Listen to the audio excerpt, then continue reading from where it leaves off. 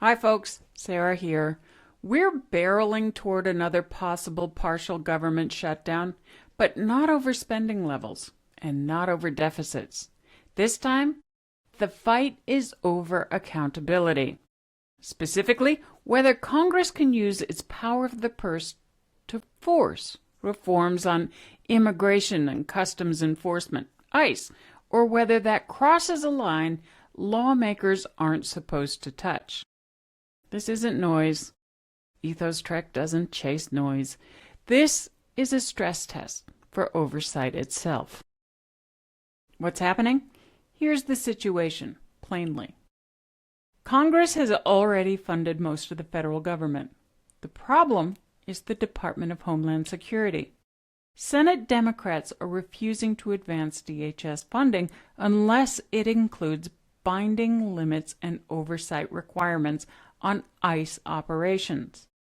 Republicans and the White House argue that this is policy making through appropriations and that DHS funding should move cleanly without reforms attached. If neither side moves, parts of the government shut down when funding expires. This is not theoretical. Negotiations are happening in real time. Why ICE is the flashpoint? In case you've tuned out for a little bit, which I totally understand, it's occasionally necessary to step away to protect your well-being for the long haul. ICE didn't become the center of this fight by accident. Recent fatal encounters involving immigration agents, particularly cases where officers were masked, unidentified, and or operating without clear warrants, or warrants at all, have reignited long-standing concerns about how much discretion ICE exercises and how little visibility the public has into that power. Democrats are not demanding abolition.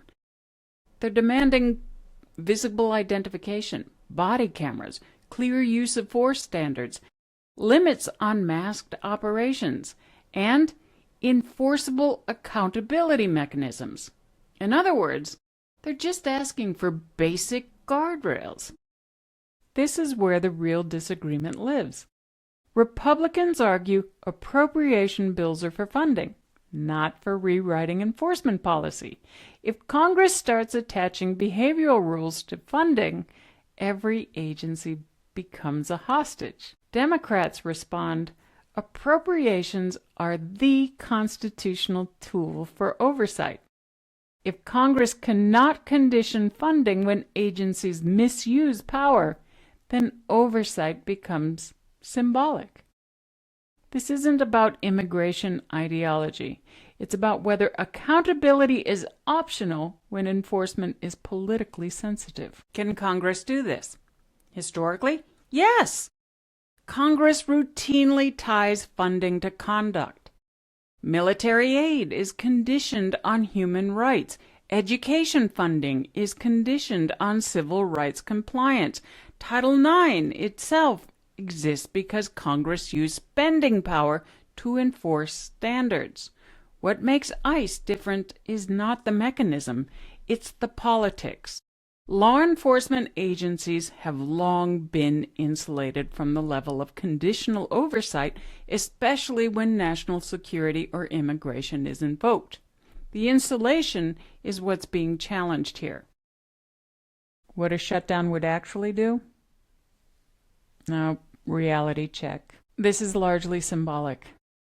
A partial shutdown would not necessarily stop ICE operations. Some enforcement activity continues due to prior or multi-year funding. What would happen? DHS workers would be furloughed. There would be administrative delays, and oversight capacity would be reduced. So the irony in all of this? A shutdown meant to force accountability could temporarily weaken the systems that provide it. And as always, the people with the least power feel the disruption first. Why this matters beyond today? Even if this is largely symbolic, and whether a deal is struck or not, something important has already happened.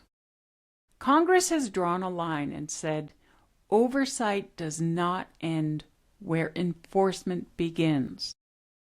This fight previews what's coming. Federal policing standards, transparency in use of force, limits on executive discretion, and whether accountability is enforceable or merely rhetorical. That question isn't going away. This isn't a shutdown story. It's a story about power, who holds it, who watches it, and what happens when oversight becomes inconvenient. If accountability can't survive a funding deadline, then it was never as strong as we thought. That's the real standoff to watch.